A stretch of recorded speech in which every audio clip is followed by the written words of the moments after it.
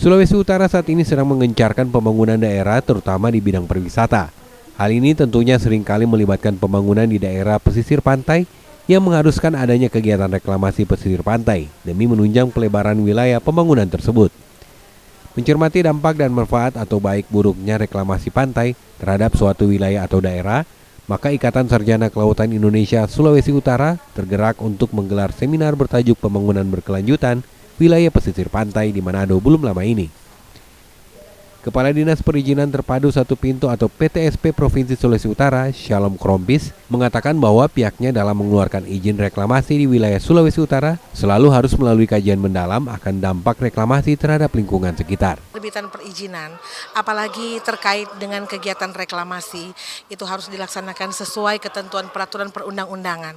Sehingga dengan demikian berarti dalam topik yang digagas oleh Iskindo, kegiatan reklamasi itu ketika dipilih antara manfaat atau bencana, maka bagi kami ketika dilakukan berdasarkan ketentuan peraturan perundang-undangan itu adalah manfaat. Tetapi ketika dilakukan tidak sesuai dengan ketentuan peraturan perundang-undangan, maka itu adalah bencana.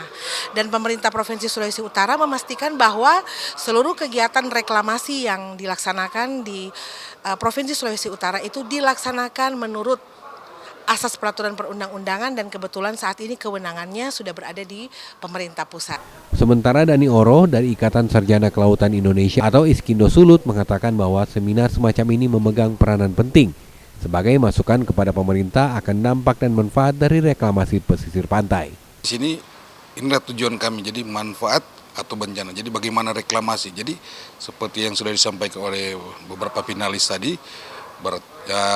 bahwa sebelum suatu kawasan di perairan di pesisir itu dilakukan reklamasi, berarti ada tahap-tahap dalam perizinan, dalam proses perizinan dan melibatkan beberapa stakeholder yang ada di dalam situ. Jadi untuk mengeluarkan itu sama dengan Kadis PTSP bilang ada sekitar 200 perizinan, tapi yang baru lengkap ini baru sekitar 4 sampai dengan 5 izin yang keluar.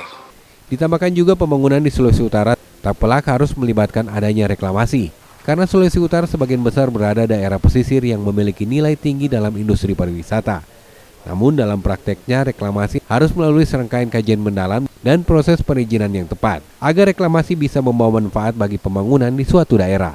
Edward Siwi, Jimmy Dapar, Kompas TV Manado, Sulawesi Utara.